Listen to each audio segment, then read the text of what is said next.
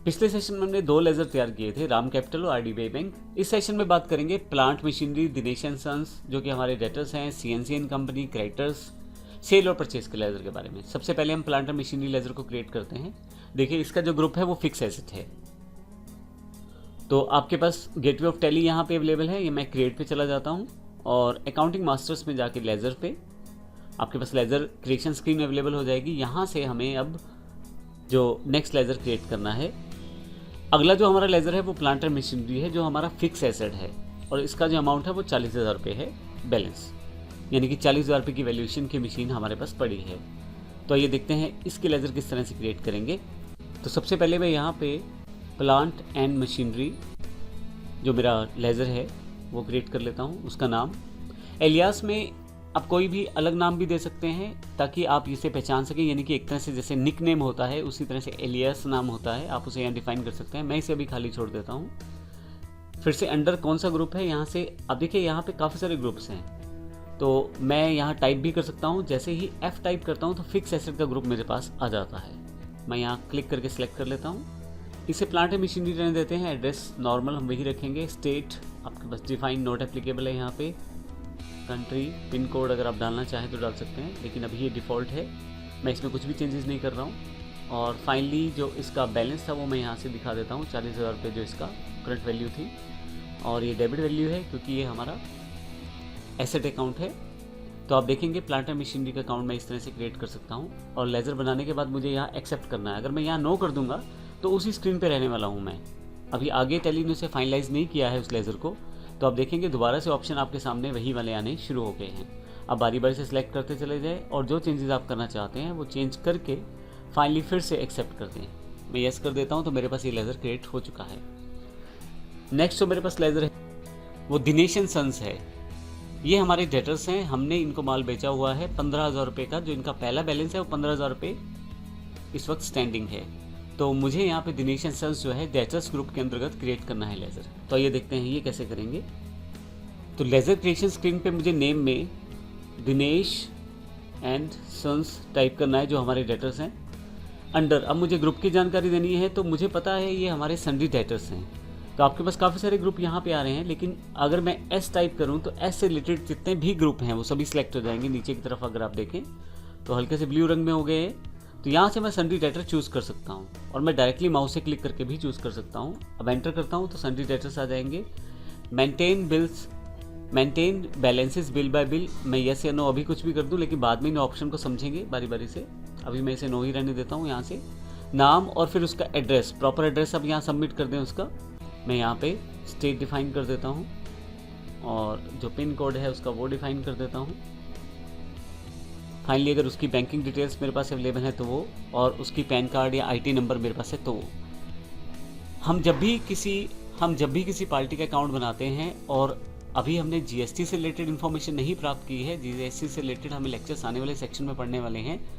तो अभी ये बेसिक डिटेल, एक बेसिक एग्जांपल मैं आपको समझाना चाह रहा हूँ। आने वाले सेशन में हम GST जब समझ लेंगे, उसके कॉन्सेप्ट को क्लियर कर लेंगे, तो उसके पश्चात हम GST की जो एंट्रीज हैं उसमें जब लेज़र्स क्रिएट होंगे तो वो किस तरह से हमें वो सारी इन्फॉर्मेशन फिल करनी पड़ेगी, वो आने वाले लेक्चर्स में हम लोग उन्हें वर्कआउट करने वाले हैं। तो अभी मैं इसे ब्लैंक छोड़ देता हूँ और यहाँ से जो इसका दिनेश एंड सन्स का जो बैलेंस है ओपनिंग, उसकी जानकारी देता हूँ। दिनेश एंड सन्स का जो ओपनिंग बैलेंस है वो 15,000 रुपये है। तो यहाँ मैं 15,000 रुपये फिल कर देता हूँ, एंटर कर देता हूँ और फाइनली आप देखेंगे यहाँ पे अगर बिल वाइज ब्रेकअप है तो वो इन्फॉर्मेशन अभी मैं इसे खाली छोड़ देता हूँ और जैसे एंटर करूँगा मेरे पास एक्सेप्ट स्क्रीन फिर से आ जाएगी। मैं इसे यस कर देता हूँ तो मेरा ये ledger Dinesh and sons create हो चुका है जो कि हमारे सन्ड्री डेटर्स हैं। इसके पश्चात हमारे पास CNC एंड कंपनी है जो हमारे क्रेडिटर्स हैं। आइए इनका लेज़र क्रिएट करते हैं। तो नेम में मैंने CNC कंपनी टाइप कर लिया है। थोड़ी सी नीचे आते ही यहाँ अंडर की जानकारी यानी कि ग्रुप की जानकारी देनी है।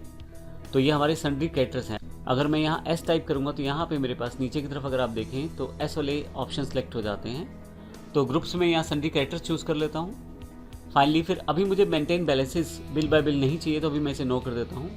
कंपनी का नाम या उस व्यक्ति का नाम जो हमारा क्रेडिटर है उसकी जानकारी यहाँ पर एड्रेस के रूप में दे दें। फिर से अगर स्टेट है तो उसकी जानकारी, और यहाँ पे अगर आपके पास पिन कोड है तो उसकी जानकारी, फाइनली बैंक डिटेल्स अगर आपके पास है, और अगर आपके पास पैन या आईटी नंबर है उसका, जो इनका बैलेंस है वो मुझे यहाँ सबमिट करना है। तो CNC एंड कंपनी का जो बैलेंस है वो हमारे पास 12,000 रुपये है। मैं यहाँ 12,000 रुपये सबमिट कर देता हूँ, फाइनली एंटर,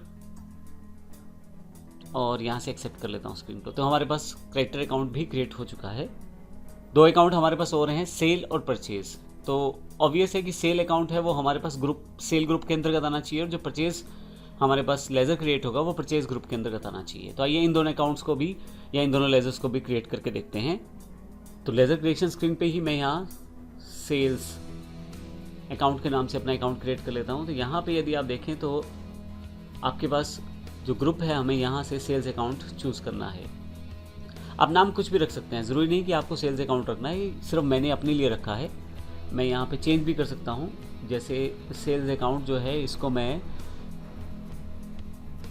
लोकल सेल के नाम से अकाउंट क्रिएट कर लेता हूँ, लेकिन जो ग्रुप रहेगा वो आपका सेल्स अकाउंट ही रहने वाला है। तो यहाँ पे सेल्स अकाउंट मैं चूज़ कर लेता हूँ, एंटर करता हूँ। Type of laser, invoice, rounding या नॉट एप्लीकेबल अभी एडवांस ऑप्शन है, अभी हम छोड़ देते हैं, नॉट एप्लीकेबल कर देते हैं इसे। बैंकिंग डिटेल्स नो, और फाइनली यहाँ अगर आपका ओपनिंग बैलेंस कोई है तो यहाँ से, लेकिन मैं इसे एक्सेप्ट कर देता हूँ यस, क्योंकि हमारा इसका भी कोई भी ओपनिंग बैलेंस नहीं है। इसके पश्चात अब हमें यहाँ पे एक परचेज लेज़र क्रिएट करना है, तो यहाँ से मैं परचेज टाइप कर देता हूँ। फिर से आप नाम कुछ भी रख सकते हैं, तो यहाँ पे मैं लोकल परचेज कर देता हूँ, एंटर। क्योंकि ये हमारा जो लेज़र है वो परचेज ग्रुप के अंतर्गत ही आना चाहिए, तो यहाँ से मैं परचेज अकाउंट्स का ग्रुप सेलेक्ट कर लेता हूँ, फिर से एंटर। यहाँ से नोट एप्लीकेबल करते हुए बैंकिंग डिटेल्स नहीं है, फाइनली ओपनिंग बैलेंस भी इसका कुछ नहीं है, और यहाँ एक्सेप्ट कर लेता हूँ। तो ये मेरे पास सारे के सारे लेज़र क्रिएट हो जाते हैं। तो इस तरह से हमने देखा किस प्रकार से हम बेसिक लेज़र्स को क्रिएट कर सकते हैं।